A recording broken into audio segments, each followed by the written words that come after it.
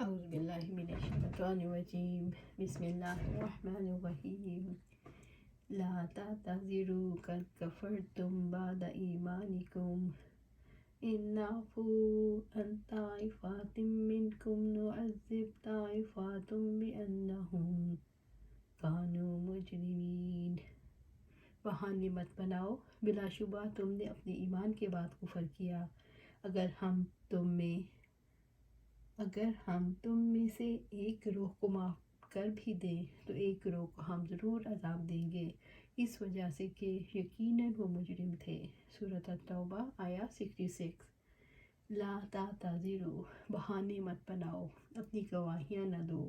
قد کفرتم بعد ایمانکم، بلا شبہ تم نے اپنے ایمان کے بعد کفر کیا، تم نے ایمان لانے کے بعد کفر کا ارتکاب کیا، اس لیے اب معذرتیں نہ کرو۔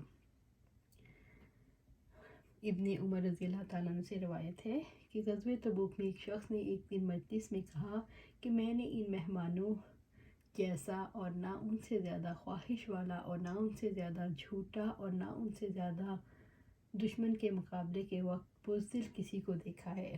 ایک شخص یہ سن کر کہنے لگا، تو جھوٹا ہے اور یقیناً تو منافق ہے، میں تیرے بارے میں رسول اللہ صلی اللہ علیہ وسلم کو مطلع کروں گا۔ چنانچہ رسول اللہ صلی اللہ علیہ وسلم کو اس کی اطلاع ہو گئی اور اس کے متعلق یہ آیت نازل ہوئی۔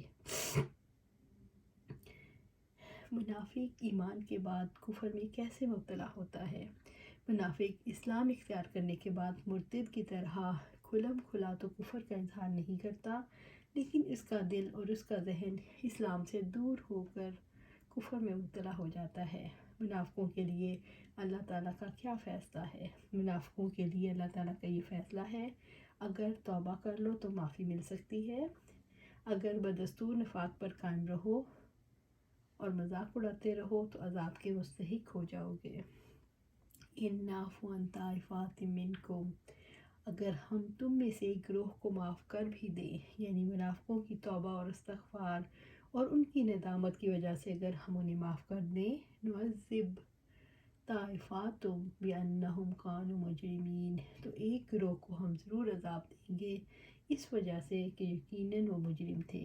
اگر ہم تم میں سے کسی کو معاف کر دیں اور دوسرے کو سزا دیے بغیر نہ رہیں گے کیونکہ وہ مجرم ہیں، اپنے نفاق پر قائم ہیں۔ یہ آیت کریمہ اس امر پر دلالت کرتی ہے، جو کوئی اپنا بھید چھپاتا ہے، خاص طور پر وہ بھید جس میں اللہ تعالیٰ کے دین کے خلاف سازش، اللہ تعالیٰ، اس کی آیات اور اس کے رسول صلی اللہ علیہ وسلم کے ساتھ استہزاء ہو، تو اللہ تعالیٰ اس بھید کو کھول دیتا ہے، اس شخص کو رسوا کرتا ہے اور اسے سخت سزا دیتا ہے۔ اور جو کوئی کتاب اللہ اور اس کے رسول کی سنت ثابتہ کے ساتھ کسی قسم کا استہزاء کرتا ہے یا ان کا تمسخر اڑاتا ہے یا ان کو ناقص گردانتا ہے، رسول اللہ صلی اللہ علیہ وسلم سے استہزاء کرتا ہے یا آپ صلی اللہ علیہ وسلم کو ناقص کہتا ہے، تو اللہ تعالیٰ کے ساتھ کفر کا ارتکاب کرتا ہے۔ نیز اس سے یہ بھی ثابت ہوتا ہے ہر قسم کے گناہ کی توبہ قبول ہو جاتی ہے، خواہ وہ کتنا ہی بڑا کیوں نہ ہو۔ المنافقون والمنافقات بعضهم من بعض یأمرون بالمنکر وینہون عن المعروف ویقبضون ایدیہم نسوا اللہ فنسیہم ان المنافقین هم الفاسقون۔ منافق مرد اور منافق عورتیں ایک دوسرے میں سے ہیں، وہ برائی کا حکم دیتے ہیں اور بھلائی سے منع کرتے ہیں اور اپنے ہاتھ بند رکھتے ہیں، وہ بھول گئے اللہ تعالیٰ کو تو اس نے بھی انہیں بھلا دیا، یقیناً منافق ہی نافرمان ہیں۔ سورۃ التوبہ آیا 67۔ المنافقون، یعنی وہ لوگ جو اپنی زبانوں سے ایمان کا اظہار کرتے ہیں اور ان کے دلوں میں کفر چھپا ہوا ہوتا ہے۔ ابو یحییٰ نے حذیفہ رضی اللہ تعالیٰ عنہ سے سوال کیا گیا، منافق کون ہے؟ انہوں نے کہا، جو اسلام کی صفت رکھتا ہے مگر اس پر عمل نہیں کرتا۔ والمنافقات، معلوم ہوا کہ کچھ عورتیں بھی منافق تھیں، بعضهم من بعض، ایک دوسرے میں سے ہیں، یعنی وہ اپنے اعتقاد، اپنے قول اور اپنے عمل میں متشابہ ہیں، ان کا معاملہ ایک ہے۔ مومنوں کے بارے میں رب العزت نے فرمایا والمؤمنون والمؤمنات بعضهم اولیاء بعض، اور مومن مرد اور مومن عورتیں ایک دوسرے کے دوست ہیں، ان کے دل باہمی محبت، نرمی اور الفت میں متحد ہیں، جبکہ منافقوں کے دل مختلف ہیں، ان میں نفاق کی قدر مشترک ہے۔ اس آیت کریمہ سے یہ ثابت ہوتا ہے کہ مومنوں اور منافقوں کے درمیان موالات کا رشتہ منقطع ہے۔ منافقین اور منافقات کی فطرت اور مزاج میں یکسانیت کیوں ہوتی ہے؟ منافقین کے اقوال اور اعمال مختلف ہو سکتے ہیں، لیکن ایک ہی سرچشمے سے ان کا مزاج تشکیل پاتا ہے۔ مثلاً کینہ پروری یہ مشترکہ مزاج ہے، خفیہ سازشیں کرنا، بے جا تنقیدیں کرنا، کھل کر سامنے آنے سے کترانا، کھل کر بات کرنے کی جرأت نہ کرنا، بد فطرتی، یہ ہے منافق کا مزاج۔ یامرون بالمنکر، وہ بڑائی کا حکم دیتے ہیں، یہ ان کے دل اور عقل کے بگاڑ کی دلیل ہے، یہ آئینہ ہے، عکس ہے کہ ان کے عقل مند انہیں کیا حکم دیتے ہیں۔ بالمنکری، جس سے شریعت نے اس کے نقصان کی وجہ سے روکا ہے اور اللہ تعالیٰ اور اس کے رسول سے کفر کرتا ہے۔ منکر سے مراد کفر اور نافرمانی کے کام ہیں، مثلا جھوٹ، خیانت، وعدہ خلافی، جیسے نبی صلی اللہ علیہ وسلم نے فرمایا منافق کی 3 نشانیاں ہیں، جب بات کرے تو جھوٹ بولے، وعدہ کرے تو وعدہ خلافی کرے، اور امانت رکھوائی جائے تو خیانت کرے۔ وَيَنْهَوْنَ عَنِ الْمَعْرُوفِ، اور بھلائی سے منع کرتے ہیں۔ معروف وہ ہے جسے شریعت نے نفع مند قرار دیا ہے اور اس کا حکم دیا ہو، جیسے ایمان اور عمل صالح۔ معروف سے مراد ایمان اور اطاعت ہے۔ ابن عباس رضی اللہ تعالیٰ عنہ کو قول ہے لا الہ الا اللہ کی شہادت دینا اور اقرار کرنا سب سے بڑا معروف ہے۔ ابن عباس رضی اللہ تعالیٰ عنہ نے کہا 5 نمازیں اور فرض زکوٰۃ ہے۔ معروف سے مراد ایمان، اخلاق فاضلہ، اعمال صالح اور آداب حسنہ ہے۔ وَيَقْبِضُونَ أَيْدِيَهُمْ، آداب حسنہ ہے۔ وَيَقْبِضُونَ أَيْدِيَهُمْ، اور اپنے ہاتھ باندھ رکھتے ہیں، حق کے لیے خرچ کرتے ہوئے نہیں کھلتے، ہر چیز سے ہاتھ باندھ کر رکھتے ہیں۔ انفاق فی سبیل اللہ کے لیے ہاتھوں کو بند رکھتے ہیں۔ منافق کا طرز عمل کیا ہے؟ منافق منکر کا حکم دیتے ہیں، چھپ چھپا کر کام کرتے ہیں، بھلائی کے کاموں سے روکتے ہیں، اشاروں کنایوں سے بھی اپنی سرگرمیاں جاری رکھتے ہیں، بخیل ہیں، اگر خرچ کرتے ہیں تو لوگوں کو دکھانے کے لیے خرچ کرتے ہیں، انہوں نے اللہ تعالیٰ کو بھلا دیا، لہٰذا ان کے ہر کام کا مقصد یا تو لوگوں کو خوب خرچ کرنا یا مالی مفاد ہوتا ہے۔ یہ لوگ اللہ تعالیٰ سے نہیں ڈرتے، لوگوں سے بہت ڈرتے ہیں اور یہ آخرت سے غافل رہتے ہیں۔ نسوا اللہ فنسیہم، وہ بھول گئے اور اللہ تعالیٰ نے تو اللہ تعالیٰ کو تو اس نے بھی انہیں بلا دیا۔ نسوا اللہ، وہ بھول گئے اور اللہ تعالیٰ کو۔ نسوا اللہ سے مراد انہوں نے اللہ کو چھوڑ دیا، فنسیہم، تو اس نے بھی انہیں بھلا دیا، تو اللہ تعالیٰ نے ان کی عزت اور ثواب کو چھوڑ دیا۔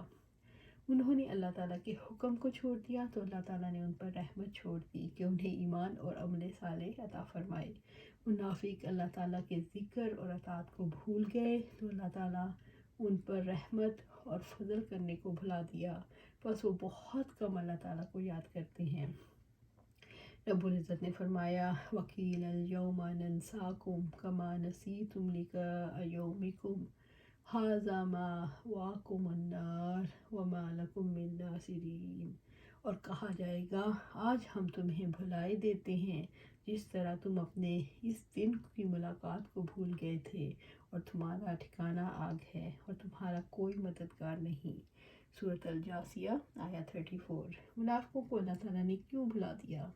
منافقوں نے اللہ تعالیٰ کو بھلا دیا اس لیے ان کا کوئی اعتبار نہیں، آخرت سے غافل ہیں، دنیا سے دلچسپی رکھتے ہیں، بھلائی کے کاموں میں تعاون سے دور، نمائشی کاموں کی طرف راغب ہیں، اس لیے ایسے ناکارہ لوگوں کو اللہ تعالیٰ یاد نہیں رکھتا۔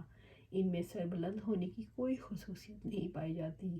جن انسانوں کو اللہ تعالیٰ سے ڈر نہیں لگتا، پھر سب سے ڈر لگتا ہے۔ اللہ تعالیٰ کا خوف دل میں نہ بسایا ہو تو ساری زندگی انجانے خوف میں لگتی ہے۔ ان المنافقین هم الفاسقون، یقیناً منافق ہی نافرمان ہیں۔ منافق حق اور استقامت کے راستے سے نکل گئے ہیں، گمراہی کے راستے پر چلتے ہیں اور کفر میں جا پڑے ہیں۔ اللہ تعالیٰ نے فسق کو منافقین میں محصور کر دیا کیونکہ ان کا فسق دیگر فساق کے فسق سے زیادہ بڑا ہے، اور اس کی دلیل یہ ہے کہ ان کو دیا جانے والا عذاب دوسروں کو دیے جانے والا عذاب کی نسبت زیادہ برا ہے۔ نیز اہل ایمان جب ان کے درمیان رہ رہے تھے تو ان منافقین کے باعث ان کو آزمائش میں ڈالا گیا، ان سے بچنے کی نہایت سختی سے تاکید کی گئی۔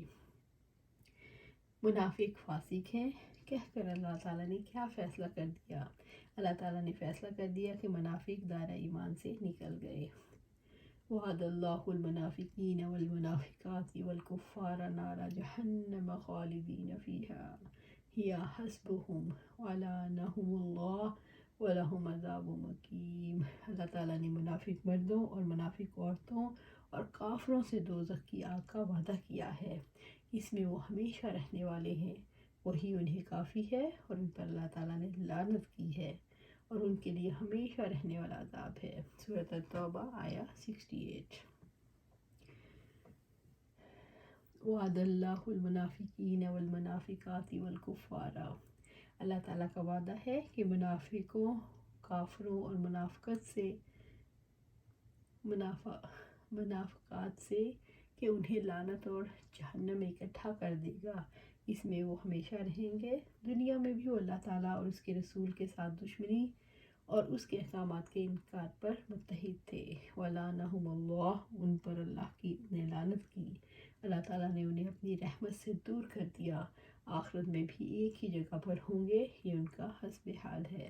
وَلَهُمْ عَذَابٌ مُقِيمٌ، اور ان کے لیے ہمیشہ رہنے والا عذاب ہوگا جو کبھی ختم نہ ہوگا، وہ ہمیشہ کے لیے مذمت زدہ شیاطین کے ساتھ لعنت پاتے رہیں گے۔ منافقوں کے لیے جہنم کی سزا اور لعنت کیوں ہے؟ منافق اپنے ظاہری اسلام کی وجہ سے اللہ تعالیٰ کی پکڑ سے نہیں بچ سکتا۔ اللہ تعالیٰ اور اس کے رسول سے کفر، دین اسلام سے انکار کی وجہ سے اس پر لعنت ہے اور جہنم کی سزا ہے۔ کالذین من قبلکم کانوا اشد منکم قوۃ واکثر اموالا واولادا فاستمتعوا بخلاقہم فاستمتعتم بخلاقکم کما استمتع الذین من قبلکم بخلاقہم وخذتم کالذی خاضوا اولئک حبطت اعمالہم فی الدنیا والآخرہ واولئک هم الخاسرون۔ ان لوگوں کی طرح جو تم سے پہلے تھے، وہ قوت میں تم سے زیادہ اور اموال اور اولاد میں بہت زیادہ تھے، سو انہوں نے اپنے حصے سے فائدہ اٹھایا، پھر تم میں بھی اپنے حصے سے فائدہ اٹھایا، جیسا کہ تم سے پہلے لوگوں نے اپنے حصے سے فائدہ اٹھایا، اور تم نے فضول باتیں کی جس طرح انہوں نے فضول باتیں کی۔ یہی لوگ ہیں جن کے اعمال دنیا اور آخرت میں ضائع ہو گئے، اور یہی لوگ خسارہ اٹھانے والے ہیں۔ سورۃ التوبہ آیا 69۔ کالذین من قبلکم، ان لوگوں کی طرح جو تم سے پہلے تھے، اللہ تعالیٰ نے فرمایا کہ تم بھی اپنے نفاق میں ڈوبے رہو جیسے تم سے پہلے لوگ ڈوبے رہے۔ کانوا اشد منکم قوۃ واکثر اموالا واولادا، وہ قوت میں تم سے زیادہ سخت اور اموال اور اولاد میں بہت زیادہ تھے، وہ تم سے زیادہ دنیا سے فائدہ اٹھانے والے تھے، وہ اللہ تعالیٰ کی یاد سے، اس کی اطاعت سے، اس کے تقوی سے غافل رہے۔ انہوں نے انبیاء کا مذاق اڑایا اور تم نے بھی۔ ان کے پاس تم سے زیادہ قوت تھی، زیادہ سخت جان تھے، زیادہ مال اور اولاد رکھتے تھے، انہوں نے دنیا سے خوب فائدہ اٹھایا جیسے تم اٹھا رہے ہو، وہ بھی دنیا میں ڈوبے رہے جیسے تم ڈوبے ہوئے ہو۔ ان کے اعمال انہیں بربادی کی طرف لے گئے، دنیا اور آخرت میں ان کے اعمال نے انہیں فائدہ نہ دیا، خسارے میں رہے۔ اسی طرح تم بھی دنیا اور آخرت میں خسارے میں ہو، تمہارے اعمال بھی ایک جیسے ہیں اور انجام بھی۔ فاستمتعوا بخلاقہم، سو انہوں نے اپنے حصے سے فائدہ اٹھایا، انہوں نے دنیا کے حصے سے مال، اولاد اور قوت سے دنیاوی منافع کے جو حصے مقرر تھے خوب فائدہ اٹھایا۔ فَاسْتَمْتَعْتُمْ بِخَلَاقِكُمْ، پھر تم نے بھی اپنے حصے سے فائدہ اٹھایا، تم نے بھی اپنی دنیا کے نصیب سے اللہ تعالیٰ کی نافرمانیاں کی، یعنی اپنی قوت مال اور اولاد سے۔ تمہارا ارادہ بھی، تمہارے حوصلے بھی پہلوؤں کی طرح دنیا تک محدود رہے۔ کما استمتع الذین من قبلکم بخلاقہم، جیسا کہ تم سے پہلے لوگوں نے اپنے حصے سے فائدہ اٹھایا، یعنی تمہارا معاملہ اور تم سے پہلے لوگوں کا معاملہ برابر ہے۔ ابن عباس رضی اللہ تعالیٰ فرماتے ہیں، جیسے آج اور کل کی رات میں مشابہت ہے، اسی طرح مسلمانوں اور اسرائیلیوں میں مشابہت آ جائے گی۔ میرے خیال میں رسول اللہ صلی اللہ علیہ وسلم نے فرمایا، اللہ کی قسم تم ان کے قدم بقدم چلو گے، اگر ان میں سے کوئی گوہ کے بل میں گھسا ہوگا تو تم بھی اس میں گھس جاؤ گے۔ وَخُذْتُمْ كَالَّذِي خَاضُوا، اور تم نے فضول باتیں کی جس طرح انہوں نے فضول باتیں کی، جیسے پہلے لوگوں نے جھوٹ بولے، حق کے خلاف کج بحثیاں کی، حق کا مذاق اڑایا اور ان کے اعمال ضائع ہو گئے، ایسے ہی منافق بھی ان کے راستے پر ہیں۔ خوض سے مراد ہے باطل سے باطل کرنا، اور اللہ تعالیٰ اور اس کے رسول کے حکم کے بارے میں بحثیں کرتے تھے اور اسے جھٹلاتے تھے۔ یعنی تم بھی پہلوں کی طرح باطل اور جھوٹ میں غرق ہو، اور حق کو ناکام کرنے کے لیے تم باطل کے ذریعے سے جھگڑتے ہو۔ بس یہ ہیں ان کے اعمال، نصیب دنیا سے استفادہ کرنا اور باطل میں غرق رہنا، اس لیے یہ بھی عذاب اور ہلاکت کے مستحق ہیں، جیسے پہلے لوگ اس ہلاکت کے مستحق ٹھہرے جن کے وہی کرتوت تھے جو ان کے ہیں۔ رہے اہل ایمان، اگر انہوں نے دنیاوی نعمتوں میں اپنے حصے سے فائدہ اٹھایا ہے تو صرف اللہ تعالیٰ کی اطاعت پر مدد لینے کے لیے۔ رہے ان کے علوم، تو یہ در حقیقت انبیاء اور رسل کے علوم ہیں جو تمام مطالب عالیہ میں یقین کے منازل تک پہنچتے ہیں اور باطل کو سرنگوں کرنے کے لیے حق کے ذریعے سے مجادلے کی راہ پر گامزن رہتے ہیں۔ مالی قوت اور افرادی قوت سے انسان فتنے میں کیسے پڑ جاتا ہے؟ جن لوگوں کا رابطہ بڑی قوتوں سے ہوتا ہے وہ چھوٹی قوتوں کو خاطر میں نہیں لاتے۔ یہ لوگ قوت کی وجہ سے بڑی قوتوں کو سماع و اطاعت کرتے ہیں۔ یہ لوگ بڑی قوت کی بات کو اونچا کرنے کے لیے جد و جہد کرتے ہیں۔ جن لوگوں کی فطرت میں حق سے ہٹنا ہوتا ہے وہ قوت کے سرچشمے کو نہیں پاتے، غرور، سرکشی اور تکبر اختیار کر لیتے ہیں۔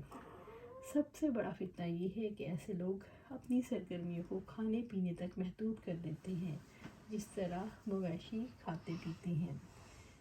اولئک حبطت اعمالهم فی الدنیا والآخرہ، اعمال سے مراد وہ کام ہے جو اطاعت کی صورت میں کیے، اس سے مراد نافرمانی کے کام نہیں۔ ان کے اعمال باطل ہو گئے، فاسد ہو گئے، ان کا دنیا اور آخرت کا فائدہ جاتا رہا اور دونوں جہانوں میں ثواب کے مستحق نہ ٹھہرے۔ رب العزت کا فرمان ہے، آپ کہہ دیں کیا ہم تمہیں بتائیں جو لوگ اپنے اعمال میں سب سے زیادہ خسارے والے ہیں، وہ لوگ جن کی محنت دنیا کی زندگی میں ہی کھو گئی اور سمجھتے رہے یقیناً وہ ایک اچھا کام کر رہے ہیں۔ سورۃ الکہف آیا 103 اور 104۔ وَأُولَئِکَ هُمُ الْخَاسِرُونَ، رب العزت نے فرمایا، اے منافقو، تم کفر، تکذیب، مال اور اولاد کے معاملے میں دھوکے کے راستے پر چلے، تمہارا بھی وہی انجام ہے جو کافروں کا ہے، یہی کھلا خسارہ ہے۔ حبط اعمال کا مطلب کیا ہے؟ اس کا مطلب ہے کہ ان کے اعمال کی بڑی جڑ خراب ہو گئی۔ اب یہ ایسا پودا ہے جو نہ سرسبز ہوتا ہے نہ پھلتا پھولتا ہے، ایسا پودا لگانے والے گھاٹے میں رہتے ہیں، یعنی ان کے سارے اعمال ضائع ہو جاتے ہیں۔ اللہ سبحانہ تعالیٰ سے دعا ہے کہ ہم ایسے کام کریں جو اللہ سبحانہ تعالیٰ اور اس کے رسول نے بتائے ہیں۔ اس کا مطلب ہے قرآن و سنت پر عمل کریں، اپنی زندگیوں میں قرآن و سنت کو شامل کریں اور اس پر جم جائیں۔ اللہ سبحانہ تعالیٰ سے دعا ہے ہمیں منافقت سے بچائے، نفاق سے بچائے، ہمیں سچا اور پکا مومن بنائے، ہمیں قوی مومن بنائے، اور مل کر ایک جماعت بنانے کی توفیق عطا فرمائے، اور مل کر دین کو قائم کریں اور دین کو قائم کرنے کے لیے جد و جہد کریں۔ آمین یا رب العالمین۔